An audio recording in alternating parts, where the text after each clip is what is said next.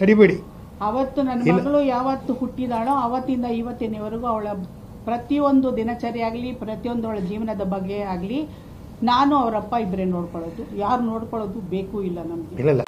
ಇತ್ತೀಚಿನ ದಿನದಲ್ಲಿ ನೀವು ನೋಡ್ತಾ ಇರಬಹುದು, ಹಲವಾರು ವಿಡಿಯೋಗಳು ಸೋಷಿಯಲ್ ಮೀಡಿಯಾದಲ್ಲಿ ಫೇಕ್ ನ್ಯೂಸ್ಗಳು ಹರಿದಾಡ್ತಿದೆ. ಹಾಗೆ ಮೇಘನಾ ರಾಜ್ ಅವರ ಬಗ್ಗೆನೂ ಒಂದು ಫೇಕ್ ನ್ಯೂಸ್ ಹರಿದಾಡ್ತಿದೆ. ನೀವು ಇತ್ತೀಚೆಗೆ ನೋಡ್ಬೋದು, ಮೇಘನಾ ರಾಜ್ ಅವ್ರನ್ನ ನೋಡ್ಕೊಳ್ತಿರೋದು ಇವಾಗ ಧ್ರುವ ಸರ್ಜಾ ಅವರು.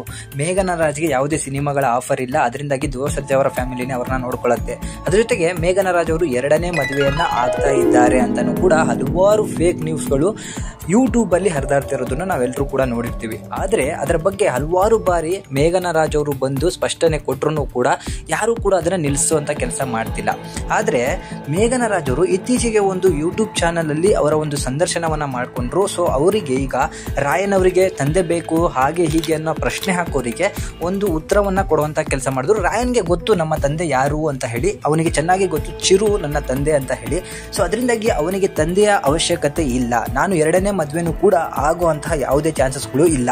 ಚಿರುನೇ ನನಗೆ ಈ ಜನ್ಮದಲ್ಲಿ ಗಂಡ, ಮುಂದಿನ ಜನ್ಮದಲ್ಲೂ ಅವನೇ ನನ್ನ ಗಂಡ ಅನ್ನುವಂತನೂ ಕೂಡ ಮೇಘನಾ ರಾಜ್ ಅವರು ಸ್ಪಷ್ಟವಾಗಿ ಹೇಳಿದ್ರು. ಆದ್ರೆ ಹಲವಾರು ಜನ ಮೇಘನಾ ರಾಜ್ ಅವ್ರನ್ನ ಸಾಕ್ತಾ ಇರೋದು ಧ್ರುವ ಸರ್ಜಾ ಅಂತ ಒಂದು ಮಾತನ್ನ ಹೇಳಿದ್ರು. ಇದಕ್ಕೆ ಗರಂ ಆಗಂತಹ ಅವರ ತಾಯಿಯವರು 3 ವರ್ಷಗಳ ಹಿಂದೆನೆ ಒಂದು ಪ್ರೆಸ್ ಮೀಟ್ ಅಲ್ಲಿ ಸ್ಪಷ್ಟವಾಗಿ ಕೋಪದಿಂದಾನೇ ಹೇಳಿದ್ರು, ನನ್ನ ಮಗಳನ್ನ ಅವಳು ಹುಟ್ಟಿದಾಗಿನಿಂದ ಈ ಕ್ಷಣದವರೆಗೂ ಕೂಡ ಸಾಕ್ತಾ ಇರೋದು ನಾವೇ, ಅವಳನ್ನ ಯಾರು ಕೂಡ ನೋಡ್ಕೋತಾ ಇಲ್ಲ. ಇದನ್ನ ನಾನು ಎಲ್ರಿಗೂ ಕೂಡ ಹೇಳ್ತೀನಿ, ತುಂಬಾ ಜನ ಫೇಕ್ ನ್ಯೂಸ್ಗಳನ್ನ ಹರಿದಾಡ್ತಿದ್ದೀರಾ, ಯಾರ್ಯಾರು ನೋಡ್ಕೊಳ್ತಾ ಇದ್ದಾರೆ ಅಂತ ಹೇಳಿ ಇಂಡೈರೆಕ್ಟ್ ಆಗಿ ಧ್ರುವ ಅವರ ಮೇಲೆ ಮಾತನಾಡಿರುವಂತಹ ಒಂದು ವಿಡಿಯೋನು ಕೂಡ ನೀವು ನೋಡ್ತಾ ಇರ್ಬೋದು. ಸೊ ಮೇಘನಾ ರಾಜ್ ಈಗಲೂ ಕೂಡ ತನ್ನ ದುಡಿಮೆಯಿಂದ ತಾನು ಬದುಕ್ತಿದ್ದಾರೆ ಹೊರತು ಯಾರ ಚಿರು ಅವರ ಒಂದು ಫ್ಯಾಮಿಲಿಯಿಂದ ಆಗಲಿ ಅಥವಾ ಅವರ ಅಪ್ಪ ಅಮ್ಮನ ಫ್ಯಾಮಿಲಿಯಿಂದ ಆಗಲಿ ಯಾವುದೇ ಹಣ ಸಹಾಯ ತಗೊಳ್ಳದೆ ಅವರು ಅವರ ದುಡ್ಡಲ್ಲೇ ಅವರ ಮಗನನ್ನ ಸ್ಪಷ್ಟವಾಗಿ ತುಂಬಾ ಒಳ್ಳೆಯ ರೀತಿಯಲ್ಲಿ ಬೆಳೆಸ್ತಿರೋದು ಎಲ್ರಿಗೂ ಕೂಡ ಕಾಣಿಸ್ತಿರುವಂತಹ ವಿಚಾರ. ಚಿರುವಿನ ಮುಖವನ್ನೇ ಹೋಲುವಂತಹ ಮಗನನ್ನ ಪಡೆದು ಚಿರು ಅವರು ಅವನ ಮುಖ ನೋಡೋಕ್ಕಿಂತ ಮೊದಲೇನೆ ಎಲ್ಲರನ್ನು ಬಿಟ್ಟು ಹೋದ್ರು. ಚಿರು ಅವರು ಇವತ್ತು ಎಲ್ಲಿದ್ದಾರೋ ಏನೋ ಗೊತ್ತಿಲ್ಲ. ಬಟ್ ಅವರ ಹೆಂಡತಿಯ ಬಗ್ಗೆ ಇಲ್ಲ ಸಲ್ಲದ ಆರೋಪಗಳು, ಫೇಕ್ ವಿಡಿಯೋಗಳು ಮಾಡೋದನ್ನ ದಯವಿಟ್ಟು ನಿಲ್ಲಿಸಿ. ಯಾಕಂದ್ರೆ ಒಂದು ಹೆಣ್ಣಿನ ಬಗ್ಗೆ ಮಾತನಾಡಬೇಕಾದ್ರೆ ನಾವು 100 ಸಲ ಯೋಚನೆ ಮಾಡಬೇಕಾಗತ್ತೆ.